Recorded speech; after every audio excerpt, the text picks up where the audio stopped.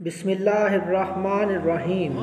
کہانی گھر کے محترم عزیز دوستو، السلام علیکم۔ قارون حضرت موسیٰ علیہ السلام کے چچا یسہر کا بیٹا تھا۔ بہت ہی شکیل اور خوبصورت آدمی تھا، اس لیے لوگ اس کے حسن و جمال سے متاثر ہو کر اس کو منور کہا کرتے تھے۔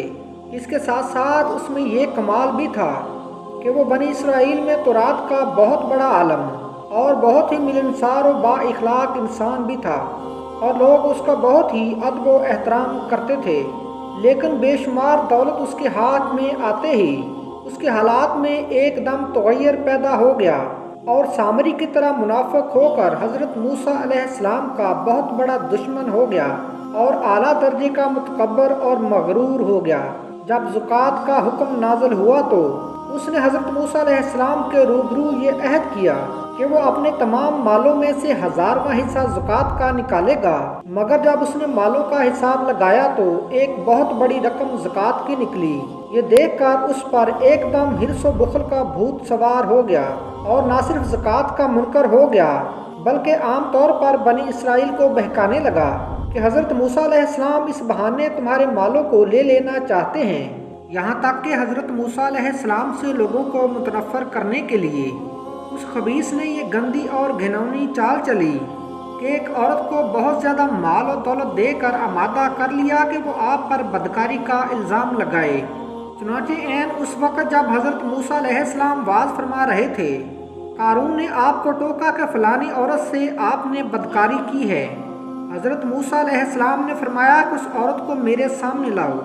چنانچہ وہ عورت بلائی گئی تو حضرت موسیٰ علیہ السلام نے فرمایا کہ اے عورت، اس اللہ کی قسم جس نے بنی اسرائیل کے لیے دریا کو پھاڑ دیا اور عافیت و سلامتی کے ساتھ دریا کے پار کرا کر فرعون سے نجات دی، سچ سچ کہہ دے کہ واقعہ کیا ہے۔ حضرت موسیٰ علیہ السلام کے جلال سے عورت سہم کر کانپنے لگی، اور اس نے مجمع عام میں صاف صاف کہہ دیا کہ اے اللہ عز و جل کے نبی، مجھ کو قارون نے کثیر دولت دے کر آپ پر بہتان لگانے کے لیے آمادہ کیا ہے۔ اس وقت حضرت موسیٰ علیہ السلام آپ دیدہ ہو کر سجدہ شکر میں گر پڑے، اور بحالت سجدہ آپ نے یہ دعا مانگی کہ یا اللہ، قارون پر اپنا قہر و غضب نازل فرما دے۔ پھر آپ نے مجمع سے فرمایا کہ جو قارون کا ساتھی ہو وہ قارون کے ساتھ کھڑا رہے، اور جو میرا ساتھی ہو وہ قارون سے جدا ہو جائے۔ چنانچہ 2 خبیثوں کے سوا تمام بنی اسرائیل قارون سے الگ ہو گئے۔ پھر حضرت موسیٰ علیہ السلام نے زمین کو حکم دیا کہ اے زمین تو اس کو پکڑ لے۔ قارون ایک دم گھٹنوں تک زمین میں دھنس گیا۔ پھر آپ نے دوبارہ زمین سے یہی فرمایا تو وہ کمر تک زمین میں دھنس گیا۔